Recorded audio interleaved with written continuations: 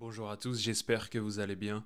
Aujourd'hui on se retrouve pour une nouvelle vidéo où nous allons parler d'un sujet vraiment important, un sujet qui me tient à cœur, un sujet vraiment en lien avec la vision du ministère Jesus First, et ce sujet c'est la beauté de Jésus-Christ. C'est un sujet dont on n'entend pas très souvent parler mais qui est vraiment important et je vais vous expliquer pourquoi, mais pour savoir cela, restez jusqu'à la fin de la vidéo. Je veux aujourd'hui vous parler de celui que j'aime et qui a changé ma vie, Jésus-Christ. Premièrement, parlons de la beauté de ce qui est beau.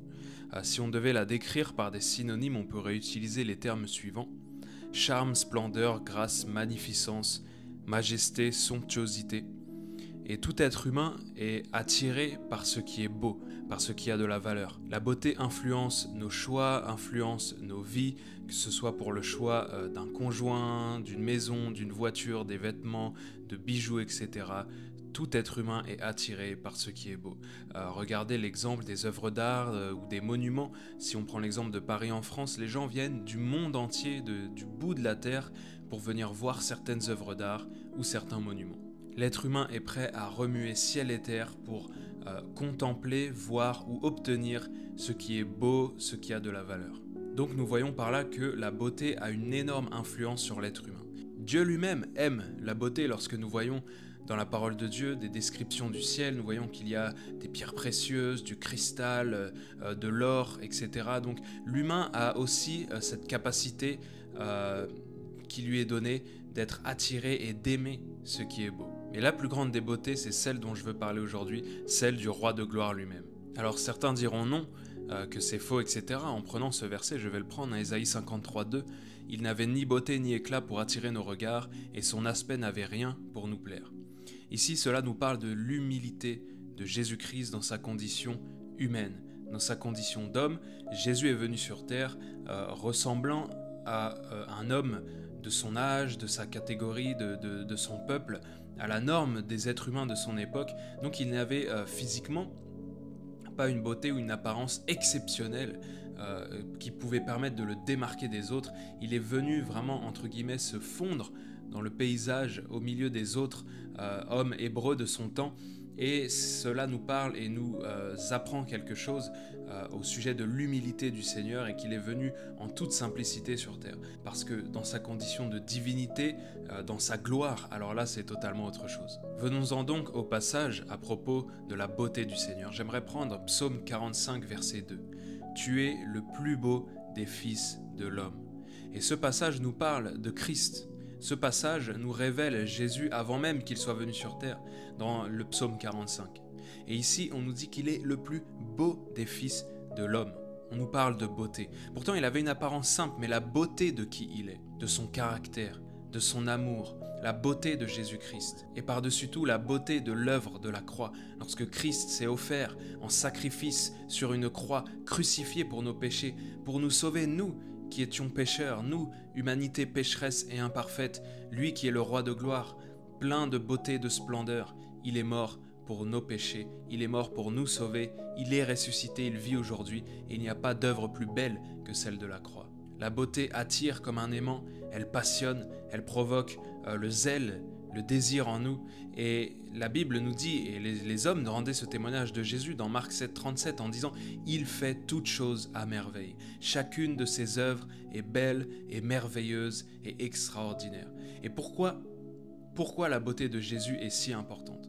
Parce que lorsque tu as une révélation, aussi infime soit-elle, de sa beauté, de sa valeur, ta vie ne peut plus jamais être la même. Tu deviens passionné de lui. Tu ne désires plus Dieu pour ce qu'il peut t'apporter, pour ce qu'il peut te donner, mais pour qui il est. Et ça fait tellement la différence. Parce que tant de chrétiens prient Dieu ou cherchent Dieu pour obtenir quelque chose, mais ne le cherchent pas lui directement pour qui il est. On veut Jésus pour obtenir ceci ou cela, pour parvenir à ci ou ça. On fait de Jésus un moyen pour une fin, au lieu de faire de Jésus le commencement et la fin de toute chose dans notre vie. Mais une seule révélation de sa beauté et de sa gloire, un seul instant de contemplation de qui il est, et notre vie est marquée à jamais. L'apôtre Jean, qui était pourtant le plus proche de Jésus lors de son humanité sur terre, le seul qui reposait sa tête sur son sein, qui était vraiment le plus proche de Jésus, Lorsqu'il a vu Christ dans sa gloire dans le livre d'Apocalypse, il ne pouvait pas tenir cette vision. Il est tombé comme mort, face contre terre, parce que la beauté, la splendeur, la magnificence, l'éclat de la gloire de Jésus-Christ surpassait tout ce qu'il avait pu connaître ou voir sur terre, et il ne pouvait même pas tenir face à cette vision. C'est pour cela que je vous dis qu'une seule, simple, infime révélation de sa beauté, de sa splendeur, de sa gloire, de sa valeur, peut vous passionner de Jésus-Christ à partir du moment où vous avez cette révélation jusqu'à la fin de vos jours. Pourquoi sommes-nous passionnés de Jésus? Est-ce que c'est pour obtenir quelque chose de lui? Est-ce que c'est pour servir nos propres intérêts? Ou est-ce que c'est parce que nous avons eu une révélation de sa beauté, de sa splendeur, de son amour, et qu'en retour nous voulons l'adorer, l'aimer, le servir, le contempler pour qui il est? Il nous faut une fraîche révélation de Jésus-Christ et la pureté d'un cœur qui ne désire que lui. Le problème souvent, c'est qu'on fait de nous des robots religieux. On nous fait rentrer dans toutes sortes de rituels et de choses à accomplir. On ne nous explique même pas ce qu'il y a au-delà de toutes ces choses, au-delà de juste venir à l'église, chanter un chant, écouter un message et rentrer chez soi et essayer de faire son mieux pour être un bon chrétien. On ne nous parle jamais de la beauté de Jésus-Christ, de la magnificence de sa personne, de son amour, de sa grâce. Tout ce qui doit nous passionner et nous rendre zélés pour lui, c'est la personne de Christ. La Bible nous parle des richesses insondables de Christ, c'est-à-dire même si tu passes ta vie tout entière à chercher à le connaître et à le découvrir, tu n'auras jamais fini, tu n'auras fait qu'effleurer la surface parce que ses richesses sont insondables et sans limite. Sa personne est si extraordinaire qu'il faut employer toute notre vie à chercher à le découvrir, à le connaître, à contempler sa gloire et sa beauté pour être passionné de lui et l'aimer encore et encore. Avoir une véritable révélation de Christ nous conduit à contempler sa beauté et à devenir addict à sa personne et à sa présence. On ne peut plus se passer de lui, on veut être avec lui 24 heures sur 24. Celui qui est captivé par sa beauté ne pourra plus jamais être la même personne. Et c'est ça la vraie vie chrétienne, c'est ça ce qui doit nous pousser à le servir, à vivre pour lui, à porter du fruit, c'est d'être complètement passionné, émerveillé chaque jour de nos vies par la magnificence et la beauté de la personne de Jésus-Christ. Je ne fais pas juste des œuvres parce que j'ai peur qu'il m'arrive ceci ou cela. Ce n'est pas la vie chrétienne, ce n'est pas juste ne fais pas ci, ne fais pas ça.